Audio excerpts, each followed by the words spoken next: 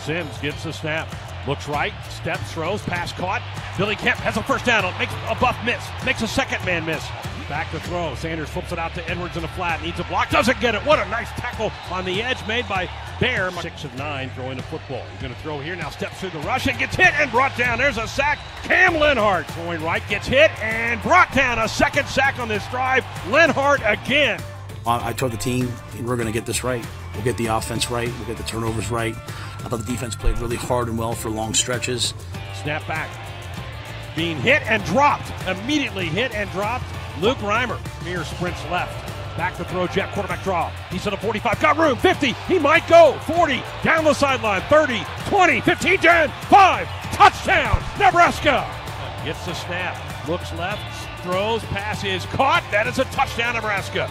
Finds Thomas Fedoni for his first career score. And welcome to this week's show. The Cornhuskers traveled out to Boulder, Colorado to take on a longtime rival, the CU Buffaloes. The final score really not indicative of the way this game kind of went. Your defense really did some good things. The offense is kind of the same thing from last week, just too many turnovers. Yeah, I thought the defense came out ready to play. That's as prolific as an offense as there probably is right now in the country, especially early in the season, and I thought our guys, all across the board, we played a lot of guys. We played a lot of guys on defense. They answered the call, and obviously, offensively, ran for 200 yards. We had some runs that broke, but the turnovers and the ball being on the ground hurt ourselves in ways that we couldn't overcome. Yeah, that's the thing, Nick. That's the next step, isn't it? Just the ball security's got to be this point moving forward. Yeah, I mean, we have 8 turnovers in 2 games. Never saw that coming. It's my job to see it coming, so we have to correct it. And it's when you get to moments like this and everyone starts to panic a little bit, like what's happening, it's really one or two things. It's not all across the board. I think we're running the football well. We're playing good defense. We're playing well on special teams. We're solid. If we protect the football, I think it all comes together, and then you'll really see the defense with our run game take a step. We've got a lot to get to in the next half hour. Coming up next, first half highlights from the Huskers matchup at Folsom Field against Colorado. That's next. Let's check out this week's Big Mac sack from McDonald's. Trips go right, one on the near side. Sanders 6 of 9 throwing the football. He's going to throw here, now steps through the rush and gets hit and brought down. There's a sack. Cam Lenhart, first sack as a Cornhusker. There is your Big Mac sack. Great rush by him, getting to level with the quarterback, not getting behind the quarterback. Sanders has escaped out that a couple times, falling back underneath the tackle and making a great one-handed sack. With that Big Mac sack, Big Mac sandwiches are buy one, get one free the day after the game. Only at McDonald's. Welcome back to the Husker Football Show presented by BMO. Nebraska taking on Colorado, the Flatirons of the Rockies, on a gorgeous Saturday.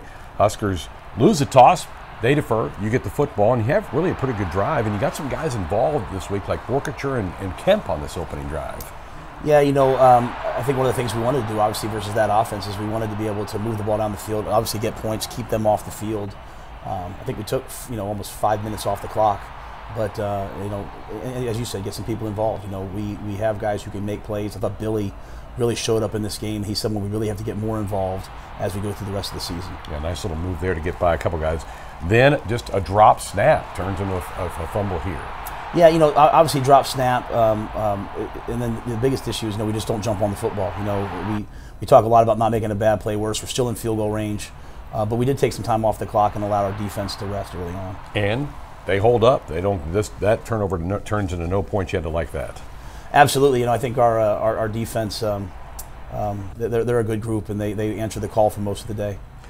After this, we get a series of 3 and outs. Huskers not able to move it, and then Buffalo's not able to move it. As both teams were kind of feeling each other out, it felt like, in this first quarter. Yeah, I think you see that in college football. When you have 2 good teams, they're gonna kind of battle back and forth, and it's really not until the last 4 or 5 minutes of the second quarter into the second half where the game really establishes itself. So still scoreless here at this stage. Late first quarter ended up being a scoreless first quarter. Here's a nice pass, but a good tackle. Your tackling's been so good in the first 2 weeks. Yeah, and this is Mekhi Bear. One of the guys I'm really proud of. The way we practice, the way that we do things, hasn't obviously resulted in the wins that we want. But you see some young players like him stepping up.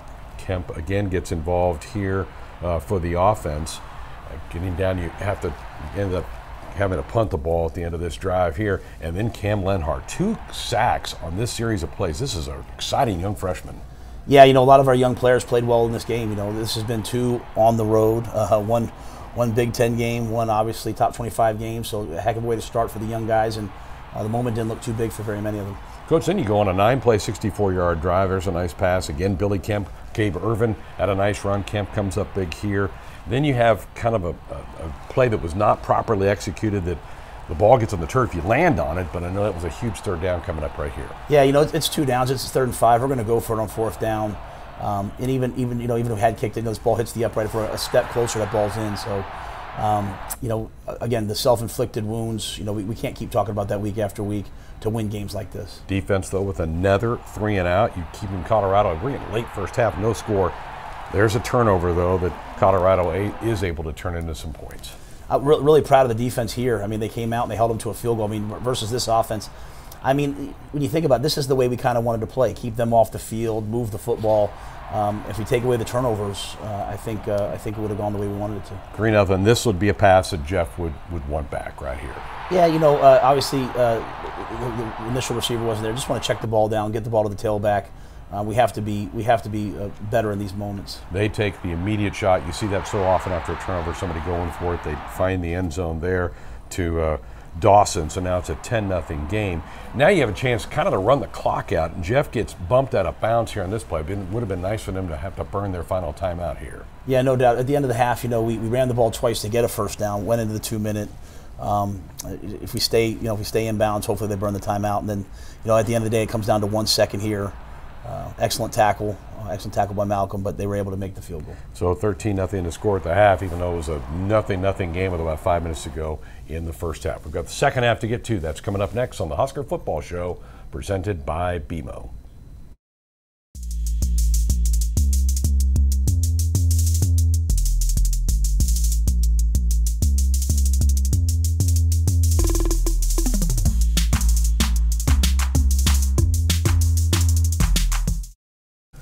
Welcome back to the Husker Football Show, presented by BMO. 13-0 to score at the half. They get the football back. Tough spot to put your defense in, but they were ready. What a bull rush by Luke Reimer to start the second half. Yeah, it's guys like Luke that are going to lead us through this. And had him here. Obviously Shador gets out, makes the big play. And in the second half, what really saw 3 straight drives with a big play. And those big plays, against our defense were things that we have to correct. But an amazing play here by Omar to get us off the field. You hold him to 58 yards of rushing for the game. So you get the ball back. Marcus Washington with a nice sliding catch in front of you, and then a really well-designed run play here for Jeff. Yeah, a great block there you see by Marcus Washington, and Jeff's out. This is the explosive play we need. It's 13-7. We've weathered the storm. We've beat ourselves, but now we have a chance to make this a game. So here's the block the coach just referenced there by Marcus Washington. So it's 1 possession game. This next drive might have been the biggest drive of the game. They do answer with a 10-play, 75-yard drive. Yeah, you see Javen comes off the edge. He's unblocked, and this is one of the plays we showed the team. When I say we're close, he's inches away from hitting that ball, and we have to respond here and get a stop. So Colorado able to get that score right back with a touchdown pass to Weaver. Weaver's a really good player. He doesn't get a lot of attention. Some of the other guys do, but he's a good player for them. It's 20-7. Your offense here unable to respond.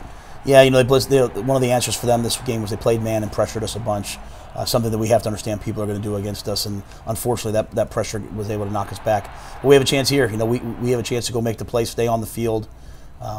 Just didn't make it. Thought possibly that might be a roughing call on Brian Buschini there. Don't get that there.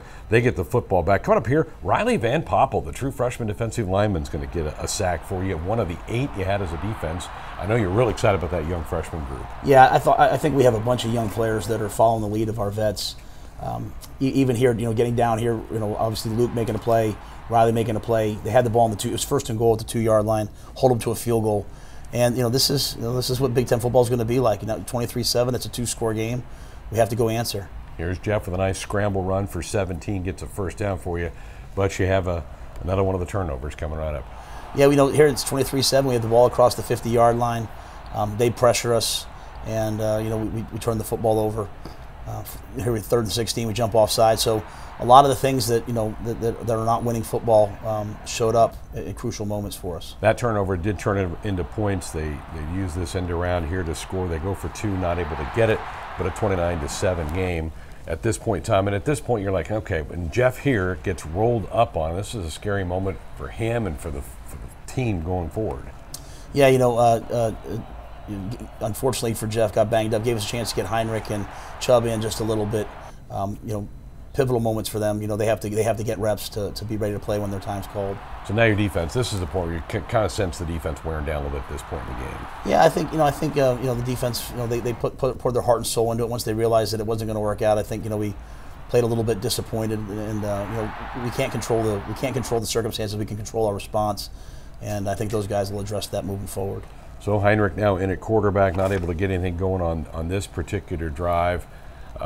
Now they go to the backup quarterback here with Stock. He gets sacked. As you keep the pressure on him, you get the ball back, and Ramir, a guy that I know you're a big fan of, breaks off a nice run to get you down in the scoring position. Yeah, I thought at the end of the day we're competitors. We're going to compete. Things aren't always going to go our way, but I thought our guys played to the very end.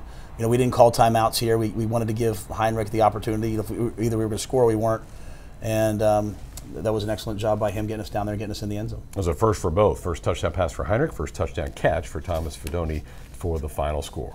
When we come back, we'll look in on Malcolm Hartzog, one of the terrific defensive backs on this Cornhusker football team. We'll have that conversation next. Welcome back to the Husker Football Show presented by BMO. This week's Cornhusker Conversation, Jessica Cootie sits down with sophomore defensive back Malcolm Hartzog. Gets the snap, little bubble screen in the flat, pass caught, great play on the edge. Malcolm Hartzog coming up strong to make a hit and a loss of 2 yards. He read that beautifully. All right, well, following week one, you guys had a solid outing there to start the season defensively. When you guys started diving into the film, how did you feel like you guys performed there in the season opener? I feel like we performed well, having a new coaching staff coming in week one, showing like how effective our defense can be, and I feel like leading up is going to get better. How do you feel different coming into this season as opposed to where you were a year ago as a freshman? I feel like I have more confidence in myself with the technique that the coaches gave us and all the game plans they had. I feel like that brought me like more in tune like into getting on the field and having what I need. What are the big things you learned from playing underneath Coach Coop? Big things like concepts, like game plans, having the focus, just like him believing in me, showing me that I can do it. I feel like he's a man that's true of his word. Playing alongside Quentin Newsome, what's that been like? It's been good since I first came. He took me in as one of his brothers because we have both of our family members like we have from the same spot where I'm from, so I feel like they played a big part like to why we connect so well. And I feel like him being here just made me a better person and football player. So not very many Huskers come from Mississippi. Silver Creek, Mississippi, a small town. What was it about Nebraska that you felt like you wanted to play your college career here? The fans, the people around. I just felt like there was a place that was meant for me, like to make my family happy and make the fans and everyone that was around me happy. How much do you like the challenge of playing corner? It's a hard position to play. Yeah, I feel like the challenge is it's challenging, like, because receivers, you don't know what they're doing, but I like to watch the film, study their techniques and how they run their routes. I feel like that it's interesting to me and it's something that I wanted to learn. And I feel like cornerback was What message, there's a lot of young kids that are playing at a small high school that aren't being recruited right away. What would be your message to those young guys that might get a little frustrated? Like you said, it was hard for you at first. Just don't stop, keep working hard, and you will get noticed one day. So what does the hometown think of watching you now? Are they big Husker fans back in Silver Creek? Yeah, everybody back home, a big Husker fan. They always text me, asking what to get jerseys and me to send them stuff. And I feel like that's really good for people back home, and it's good for me knowing that people back home are watching me and believing in me. Nice conversation with Malcolm. I heard Evan Cooper say at one point in time, if he had a room full of Malcolm Hartzogs, we'd be in really good shape. I know you're a fan. Yeah, he's as good as he is on the field. He's even better off the field, in the classroom, in the community. And when you're going through times like this, we're sitting here at 0-2, you're disappointed, your heart hurts for the players. what gives you hope? You look at guys like Malcolm. You look at the young players on our team. Look at the older players on our team that are committed. And we're going to win a lot of games with guys like Malcolm Hartzog and his commitment to his craft and his commitment to his teammates. So I wake up filled with joy knowing that I get to come in here and coach a guy like Malcolm. And you got a couple more years with him too, just a sophomore. There's no doubt he's going to be one of the best players in the Big Ten, in my opinion. Great. All right, when we come back, some final thoughts from the coach. That's next. We welcome you back to the Husker Football Show presented by BMO. Huskers finally get a home game. Here comes Northern Illinois, the Huskies out of the MAC. They've come in here before and beaten the Huskers. What's your early take on this team? They're an excellent team. You know, they went to Boston College, first game of the year, and beat Boston College at Boston College.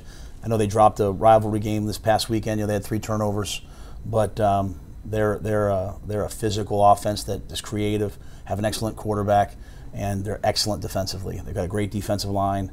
You know, Northern Illinois knows how to win. They've gone on the road and beaten teams. They've come here and they've won, so should be a great game. Odd scheduling coach with 2 straight on the road to begin. 5 of the next 6 at home. You got to be excited about being back home to get the guys in front of the home fans, but a chance to get some momentum now going for this.